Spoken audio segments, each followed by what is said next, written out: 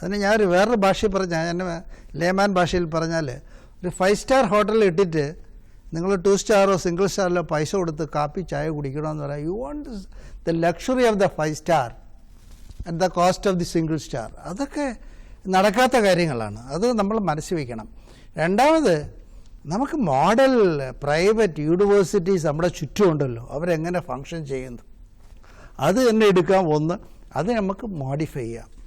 മൂന്നാമത് എനിക്ക് തോന്നിയിട്ടുള്ളത്, അക്കാഡമിക് ഫ്രീഡം നമ്മൾ തൊടാനേ പാടില്ല. അവർക്കറിയാം കട്ടിങ് എഡ്ജ് ടെക്നോളജീസും ന്യൂ ജെൻ കോഴ്സസും കൊണ്ടുവരാനും എങ്ങനെ എംപ്ലോയബിലിറ്റി ഉണ്ടാക്കണം, ക്വാളിറ്റി ഉണ്ടാക്കണമെന്ന് ദേ ആർ മാസ്റ്റേഴ്സ്. അതിന് അക്കാഡമിക് ഫ്രീഡത്തിൽ നമ്മൾ ടച്ച് ചെയ്യേണ്ട കാര്യമില്ല. റിക്രൂട്ട്മെൻറ്റ് തുടങ്ങിയുള്ള അഡ്മിനിസ്ട്രേറ്റീവ് ഫ്രീഡത്തിലും നമ്മൾ ടച്ച് ചെയ്യാൻ പാടില്ല. ക്യാമ്പസിനെ നമ്മൾ പൊളിറ്റിസൈസ് ചെയ്യാൻ പാടില്ല. അതൊരു ലേണിംഗ് ക്യാമ്പസ് ആയിരിക്കണം, 0 പൊളിറ്റിക്കൽ ക്യാമ്പസ് ആയിരിക്കണം, 100% ഡിസിപ്ലിനുള്ള ക്യാമ്പസ് ആയിരിക്കണം. 24 അവേഴ്സിലും അവിടെ പഠിക്കാനും പഠിത്തവും ഗവേഷണവും മാത്രം, അല്ലെങ്കിൽ സർവീസും മാത്രമുള്ളൊരു ഒരു ലേണിംഗ് സെൻ്ററായി മാറണം. അതിന് നമ്മൾ ഇവിടുത്തെ കണ്ടിട്ടുള്ള ചില യൂണിവേഴ്സിറ്റികൾ, ഗവൺമെൻറ് യൂണിവേഴ്സിറ്റികൾ മാത്രം കണ്ടുകൊണ്ട് നമ്മൾ സ്വപ്നം കണ്ടിട്ട് കാര്യമൊന്നുമില്ല.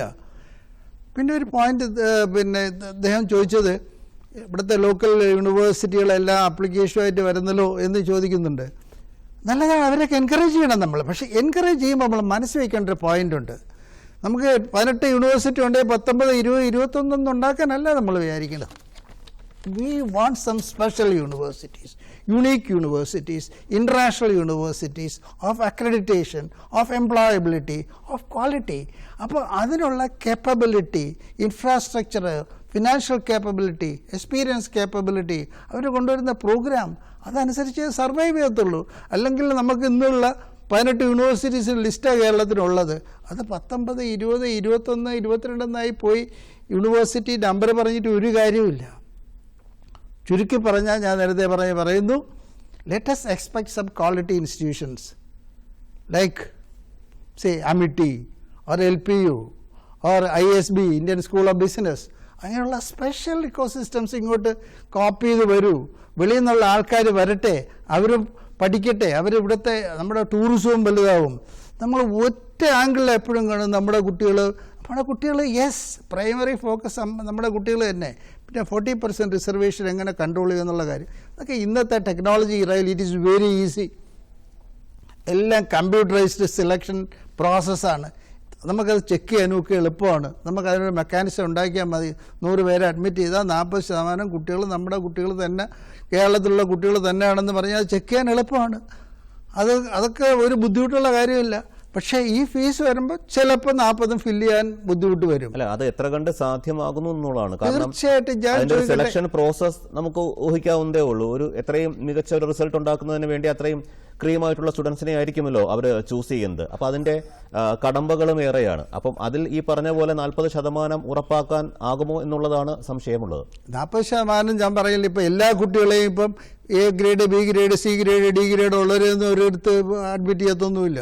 ഞാൻ പറയട്ടെ, ഇന്ത്യൻ സ്കൂൾ ഓഫ് ബിസിനസ്സിൽ 45 ലക്ഷം കൊടുത്ത് പോകുന്ന കുട്ടി എന്ന് പറഞ്ഞാൽ അവരെടുക്കുമ്പോൾ തന്നെ സൂപ്പർ സ്റ്റുഡൻസിനായിരിക്കില്ല എടുക്കുന്നത്.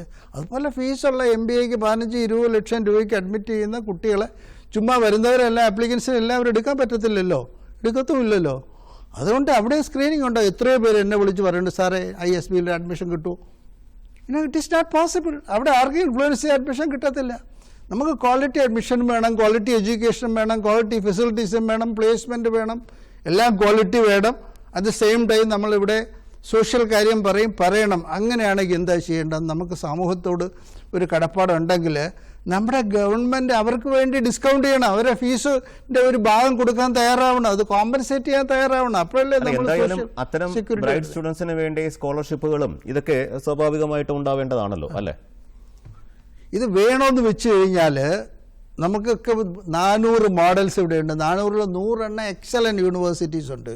ഇതിൽ ബെസ്റ്റ് യൂണിവേഴ്സിറ്റി നമുക്ക് എടുത്തിട്ട് അത് നമുക്ക് പറ്റിയ രീതിയിൽ എടുത്തിട്ട് നമ്മൾ പഠിച്ച് അതിൽ നമുക്ക് കൺസേൺ ഉള്ള, ഉദാഹരണത്തിന് സ്റ്റുഡൻറ്റ് സേഫ്റ്റി, ഇതുപോലുള്ള റാഗിങ് ഇന്നൊക്കെ അവിടെ കോട്ടയത്തൊക്കെ കാണുന്നില്ല, അങ്ങനെയുള്ള ragging, student safety, student security, employability, placement opportunity, internationalization, ഇങ്ങനെ നമുക്ക് കൺസേൺ ഉള്ള admission of socially weak students ഇങ്ങനെയുള്ള കൺസേൺ മാത്രം ഇത് വെച്ചിട്ട് അവരെ അക്കാഡമിക് ഫ്രീഡമോ അവരുടെ ഫിനാൻഷ്യൽ ഫ്രീഡമോ ഡിസിപ്ലിൻ ഫ്രീഡമോ അവരെ നമ്മൾ കട്ടയിലിട്ട് ഇന്ന് യൂണിവേഴ്സിറ്റികളെ 100 നിയമം പറഞ്ഞ് അവരെ നമ്മളില്ല വരട്ട് ചട്ടിയിലിട്ടിട്ട് പൊട്ടിക്കുന്ന കണക്ക് പൊട്ടിച്ചാൽ ദേ വിൽ ഗോ എവേ.